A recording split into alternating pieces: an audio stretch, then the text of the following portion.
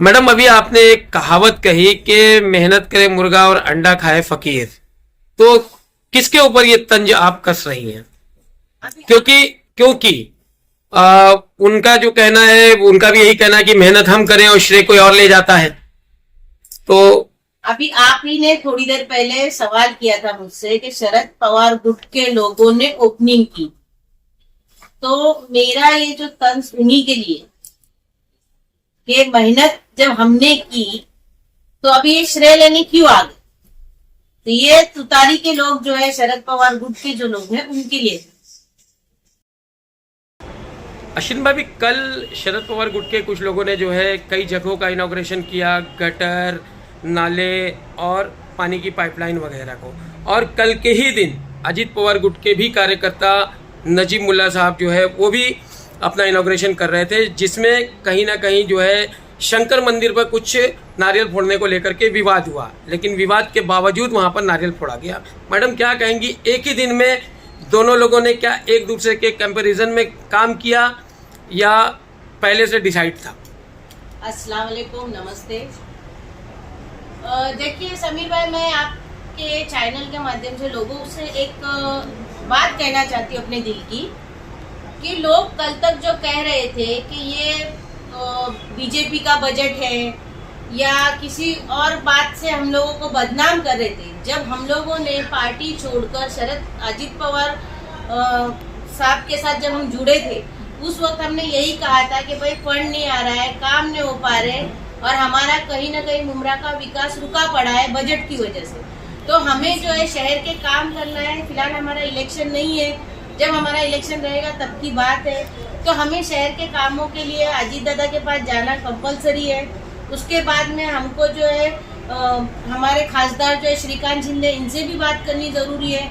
उस वक्त में जब हम मीटिंगें कर रहे थे तो हमको बदनाम किया जा रहा था, और जब हमने उनसे बात करके मुमरा से लेके तो यहाँ शिवफाटा तक के जो नगर सेवक है, उसमें सभी नगर सेवक आते हैं। हमारे राजन दादा है, अपना भगत फैमिली है, फिर उसके बाद में विशु भगत है, रूपाली गोटे है, संगीता दवने हैं, फिर उसके बाद में हमारे जफर नौमानी साहब है और मोरेश्वर कीनी है, और हमारी निहान जो है हमारी हाफिजा नाइक मैडम है।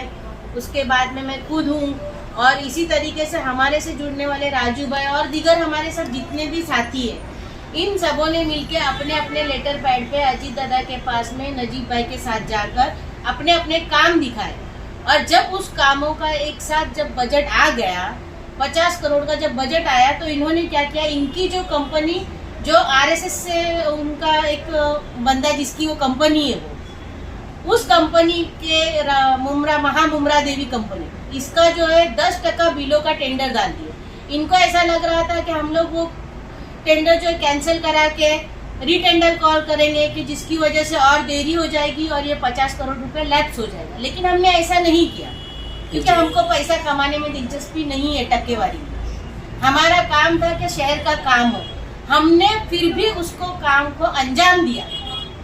और जब काम अभी होने पे आया तो इन्होंने क्या किया, इनको किस चीज की तकलीफ दी ये समझ में नहीं आ रहा है। और इन्होंने हमारा कल तय पाया था कि हम लोग आज जाकर ओपनिंग करेंगे, तो इन्होंने हमारे पहले ही जाके वहाँ पे नारियल फोड़ा। जैसे वो है ना, मेहनत करे मुर्गा अंडा खाए फकीर, तो ये फकीर बेचारे आ गए अंडा खाने के लिए। मैडम, श्रेय लेने के लिए तो बहुत लोग आते हैं, पूरा 3 से 4 ट्रम बीत गया एमएलए में, विधायकी में, और यहाँ के जो नगर सेवक थे शरद पवार गुट के, उनका भी करीब 4 ट्रम तो बीत गया। उस 4 ट्रम में अब तक लाइब्रेरी, शादी खाना और स्लाटर हाउस, कब्रिस्तान, ये मुद्दे जो बड़े मुद्दे थे वो वहीं के वहीं ठहरे रह गए।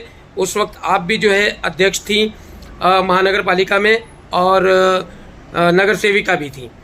तो मैडम, उस टाइम में जितेंद्र अवार्ड द्वारा किसी काम को नहीं किया गया, तो क्या लगता है कि नजीब मुल्ला जी के यहाँ आने के बाद से ये काम पूरा होगा? देखिए, हमको पर्याय तो चाहिए ही रहता है। अभी आप बताइए, अगर नजीब मुल्ला के जरिए से अगर एक पर्यायी नेता कोई मिला है और मजबूत है, अल्हम्दुलिल्लाह, तो आजमाने में क्या है। अभी आपने 3 टर्म उन्हें भी तो आजमाया है ना। और रही बात टोरेंट का मुद्दा है हमारे शहर में, जातिवाद का मुद्दा है।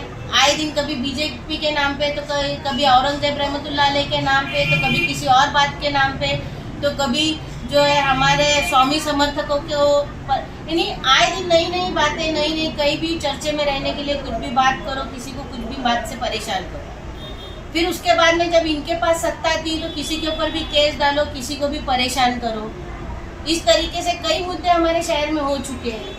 हाल ही में आपने देखा होगा टोरेंट का मुद्दा, फिर मेरा भाई सैफ पठान, एक मुसलमान होने के नाते वो मेरा भाई है, आज आपने देखा होगा कि वो हड़ताल पे बैठा है।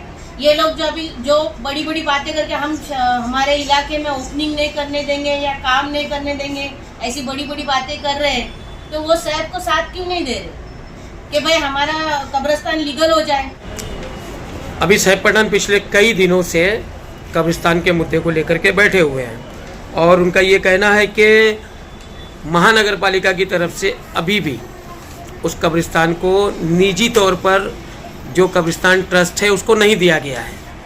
और आने वाले वक्त में जिस तरह यूपी में अच्छे खासी मस्जिदें, अच्छे खासे कब्रिस्तान उखाड़ दिए गए, तो क्या लगता है आपको यहाँ बीजेपी की पूरी तरह से अगर सत्ता आ गई तो कहीं ना कहीं ये भी जो है बर्बाद हो जाएगा? देखिए, हमें हमारी ताकत पे भरोसा है, हमें हमारे रब पे भरोसा है। हम जो है ईमान वाले लोग हैं और हम अल्लाह की ज़ात पे भरोसा रखते हैं। हमारी ताकत अल्हम्दुलिल्लाह इतनी है कि हमने दिखा दिए उनको कि यहाँ पे अभी उनकी कितनी सत्ता में उनको कितना लोगों का समर्थन लेना पड़ा बीजेपी वालों जी। और हमारे अजीत दादा जो है, जिनके जो कैसे अपने ज़बान के पक्के, उन्होंने हमारा साथ देने का वादा किए। तो इस तरीके से जो है हम हमारी एक रणनीति करके चल रहे, तो हमें नहीं लगता है कि हमें कुछ नुकसान होगा। और रही बात जो गलत है तो मैं इसके लिए जो है तहे दिल से हमारे आवाम से माफ़ी मांगती हूँ कि कहीं ना कहीं इस गलती में हमारा भी हाथ है और हमने उनका साथ दिया। कब्रिस्तान का मामला जो है बहुत गलत हो गया, उसको मंजूरी नहीं है। जब साहब भाई ने पेपर बताए, हमें वाकई में बहुत बहुत बुरा लगा। हम तहे दिल से इसके लिए हमारे आवाम से माफ़ी मांगते हैं और इस गलती को सुधारने के लिए ही हमने ये कदम उठाया। आने वाले आगामी चुनाव को लेकर के मुमरा की आवाम से किस तरह की अपील करेंगी? मुमरा की आवाम से यही अपील करूंगी मैं कि अभी भी आंखें खोलो, अभी भी वक्त है। आंखें खोल के देखिए हमारे साथ क्या हो रहा है, चाहे वो टोरेंट का मुद्दा हो, चाहे कब्रिस्तान का मुद्दा हो, चाहे हमारे पानी का मुद्दा हो। जो आज लाइब्रेरी की ओपनिंग होने वाली थी, जो किसी वजह से नहीं हुई, किसी की वजह से उन्होंने आज मतलब उसको पोस्टपोन कर दिया है। तो उस लाइब्रेरी को आप देखो और कलवा की लाइब्रेरी को आप जाके देखो। आप कलवा में देखो कचरे का हाल, मुमरा में देखो कचरे का हाल, पढ़ाई का मामला देखो। जो भी है आपको देखना है, कंपेयर करना है। मेरे से बेहतर तो आप प्रेस वाले जो है दिखाते ही रहते हो, अल्हम्दुलिल्लाह से। अभी तक हमारे पास दमदार विरोधक नहीं था, तो हमारे पास अभी दमदार विरोधक है। तो जैसा अभी पहले एक नारा था, सोच बदलो मुमरा बदलो, तो उसी तरीके से सोच बदलो, आमदार बदलो।